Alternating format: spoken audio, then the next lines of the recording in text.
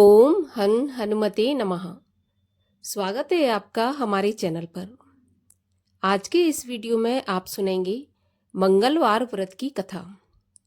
मंगलवार का व्रत करने से मनुष्य के सभी पाप नष्ट हो जाते हैं।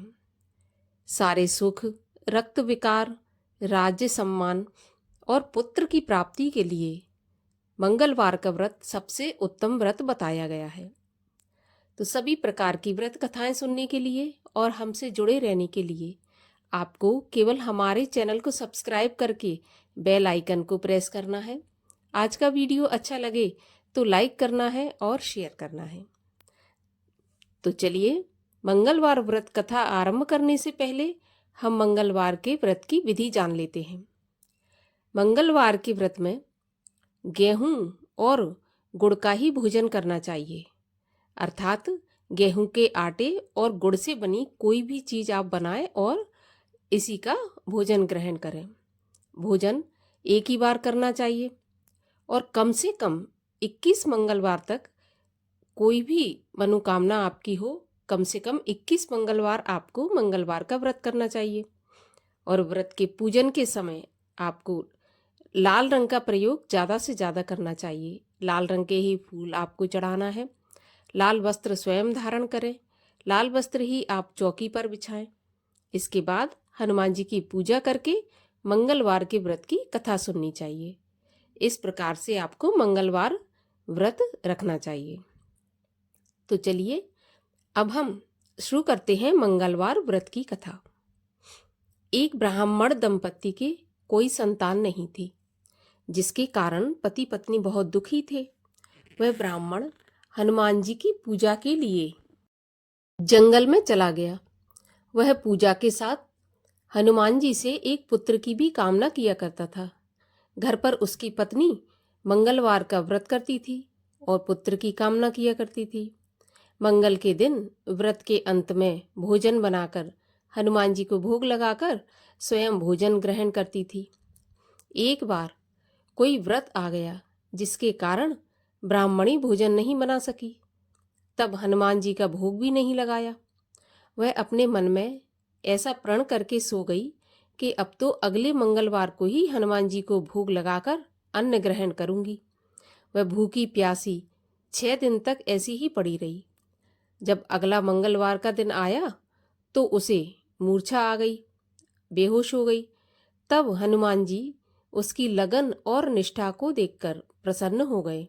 उन्होंने उसे दर्शन दिए और कहा, मैं तुमसे अति प्रसन्न हूँ। मैं तुमको एक सुंदर बालक देता हूँ, जो तेरी बहुत सेवा किया करेगा। हनुमान जी मंगलवार को बाल रूप में उसको दर्शन देकर अंतर्ध्यान हो गए। सुंदर बालक पाकर ब्राह्मणी बहुत प्रसन्न हुई। ब्राह्मणी ने बालक का नाम मंगल रख दिया। कुछ समय के बाद ब्राह्मण जंगल से लौटकर आया। प्रसन्न चित्त सुंदर बालक घर में खेलते हुए देखकर वह ब्राह्मण पत्नी से बोला, यह बालक कौन है? पत्नी ने कहा, मंगलवार के व्रत से प्रसन्न होकर हनुमान जी ने दर्शन देकर मुझे यह बालक दिया है। पत्नी की बात झूठी जानकर उसने सोचा कि यह उल्टा व्यभिचारिणी अपनी कलुषता को छुपाने के लिए बातें बना रही है। एक दिन उसका पति कुएं पर पानी भरने चला गया, तो पत्नी ने कहा कि मंगल को भी आप साथ ले जाओ। तो वह मंगल को साथ लेकर कुएं पर चला गया और उसको कुएं में ही डालकर वापस पानी भरकर घर आ गया। तो पत्नी ने पूछा कि मंगल कहाँ है? तभी मंगल मुस्कुराता हुआ घर आ गया। उसको देखकर ब्राह्मण आश्चर्यचकित हुआ। रात्रि में उसके पति से हनुमान जी ने सपने में कहा, यह बालक मैंने दिया है, तुम अपनी पत्नी को उल्टा क्यों समझते हो? तब पति सत्य जानकर बहुत खुश हुआ। फिर पति पत्नी मंगल का व्रत रख के अपना जीवन आनंद पूर्वक व्यतीत करने लगे।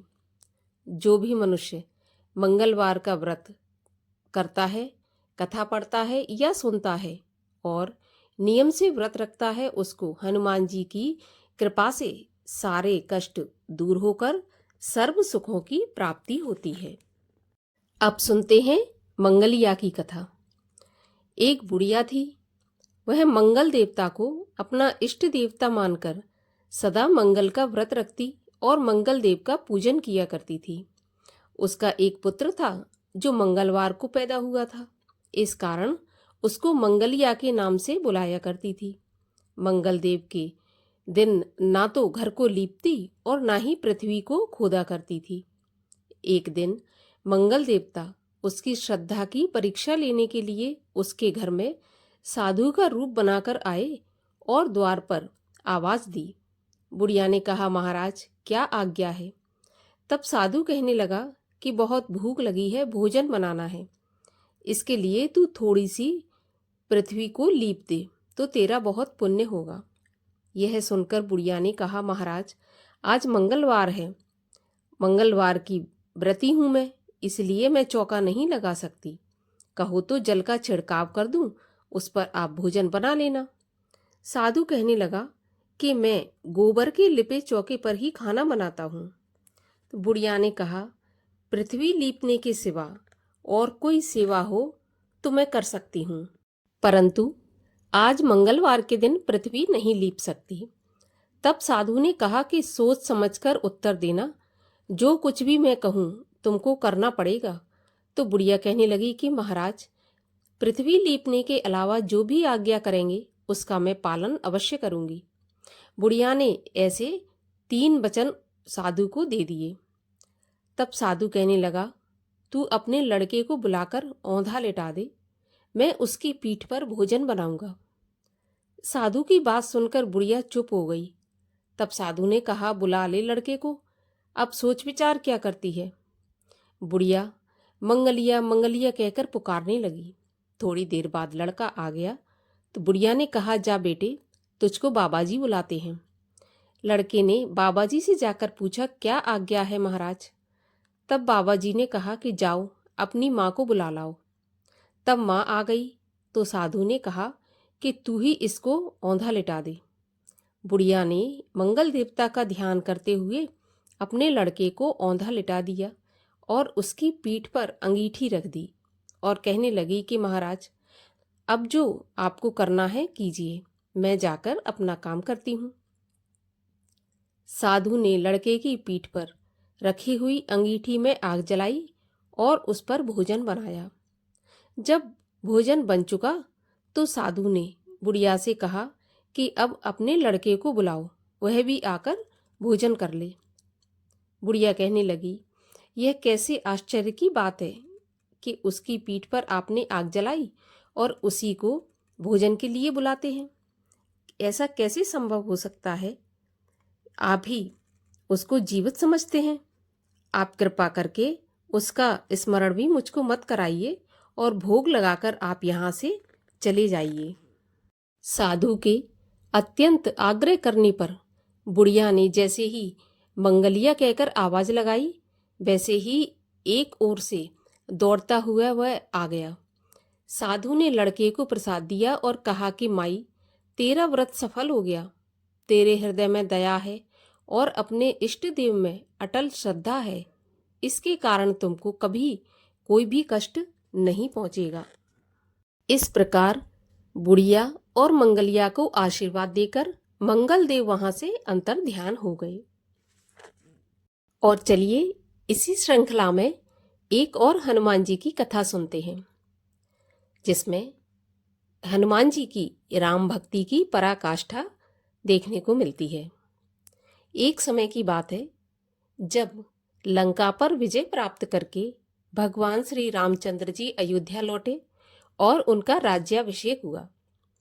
तब राज्यसभा में बैठे भगवान श्री रामचंद्र जी ने सभी अपने भक्तों को, जिन्होंने लंका विजय में भगवान राम का साथ दिया था, उनको पुरस्कार देने की सोची, जिसमें सुग्रीव, अंगद, विभीषण और भी वानर सेना ये सब शामिल थे। हनुमान जी भी शामिल थे। तो राम दरबार में सभी को पुरस्कार वितरण किया जा रहा था। सभी को तरह तरह के पुरस्कार दिए जा रहे थे। सभी खुशी खुशी स्वीकार करके और राम जी का दिया हुआ उपहार लेते जा रहे थे। सभी ने लिए और अब हनुमान जी की बारी आई। हनुमान जी को भी रामचंद्र जी ने हीरे, मोती, माणिक जो भी उपहार देना था सब दिया।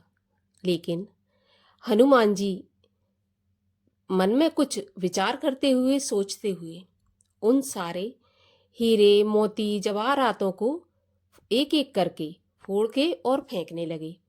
भरे दरबार में जब राम जी के दिए हुए उपहार को हनुमान जी इस तरह तोड़ के, फोड़ के फेंकने लगे तो राज दरबार में जितने भी दरबारी थे सभी लोगों को बहुत क्रोध भी आया। सभी लोग सोचने लगे कि भगवान श्री रामचंद्र जी ने इतने प्रेम से सभी को उपहार दिए और हनुमान जी राम जी का अनादर करते हुए सारे उपहारों को फोड़ फोड़ कर फेंकते जा रहे हैं। कोई ये समझ नहीं पाया कि इसके पीछे कारण क्या है। तब एक एक करके सारी हीरे, जवाहरात, मोती हनुमान जी ने फोड़ के फेंक दिए। लेकिन विभीषण जी से रहा नहीं गया तो विभीषण जी ने हनुमान जी से पूछा कि हे हनुमान जी, हम सभी ने राम जी का दिया हुआ उपहार स्वीकार किया और बहुत खुशी से अपने पास रखा, लेकिन आपने उपहार तो लिया लेकिन अपने पास नहीं रखा, सारा आपने तोड़ फोड़ कर फेंक दिया। आपको नहीं लगता कि ये राम जी के दिए हुए उपहार का अनादर है? तब हनुमान जी कहने लगे कि नहीं, मुझे तो ऐसा नहीं लगता कि मैंने कोई अनादर किया है, मैं तो कुछ ढूंढ रहा था इसमें।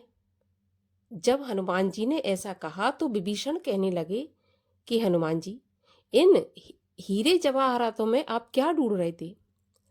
तब हनुमान जी ने कहा, मैं इसमें अपने प्रभु राम और सीता माता को देख रहा था कि किस मोती में मेरे राम और सीता जी बैठे हुए हैं। तब सभा में बैठे हुए सभी दरबारी और सभासद जोर जोर से हंसने लगे और हनुमान जी का मजाक उड़ाने लगे, खिल्ली उड़ाने लगे।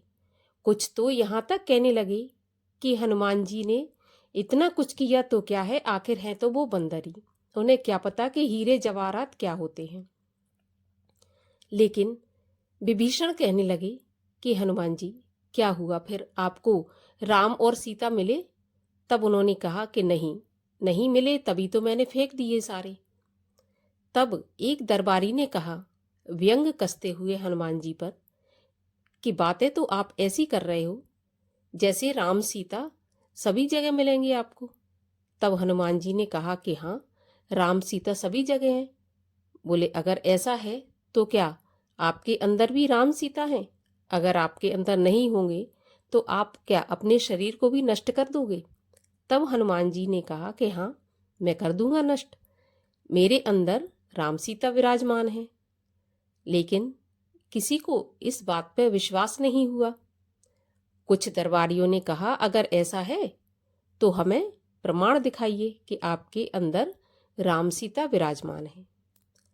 तब हनुमान जी ने भगवान श्री रामचंद्र जी और माता सीता का नाम लेकर अपना सीना चीर के दिखाया और सभी सभासद, सभी दरबारी आश्चर्यचकित हो गए जब उन्होंने देखा कि हनुमान जी के सीने में राम और सीता की वही प्रतिमा, वही मूर्ति, वही छवि विराजमान है जो उस समय दरबार में विराजमान थी।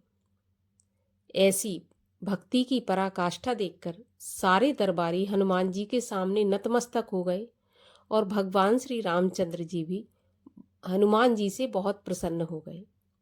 तो हनुमान जी जैसी भक्ति राम जी की कोई नहीं कर सकता। हनुमान जी की पूजा करने से, व्रत करने से राम जी की कृपा हमें स्वतः ही प्राप्त हो जाती है। हनुमान जी की आरती। आरती कीजे हनुमान लला की, दुष्ट दलन रघुनाथ कला की। जाके बल से गिरवर कांपे, रोग दोष जाके निकट न झाके। अंजनी पुत्र महाबलदाई, संतन के प्रभु सदा सहाई। दे बीरा रघुनाथ पठाए, लंका जार सिया सुधिलाए। लंका सकोट समुद्र सिखाई, जात पवन सुत बार न लाई। लंका जारे असुर संगारे, सिया राम जी के काज संवारे। लक्ष्मण मूर्छित पड़े सकारे, लाए संजीवन प्राण उबारे। बैठे पताल तोर जमकारे, अहे रावण की भुजा उखारे। बाएं भुजा असुर संघारे, दाहिनी भुजा संत जन तारे। सुर नर मुनि आरती उतारे, जय जय जय हनुमान उचारे। कंचन थार कपूर लो छाई, आरती करत अंजना माई। जो हनुमान जी की आरती गावे, बस बैकुंठ परम पद पावे। आरती की जय हनुमान लला की, दुष्ट दलन रघुनाथ कला की।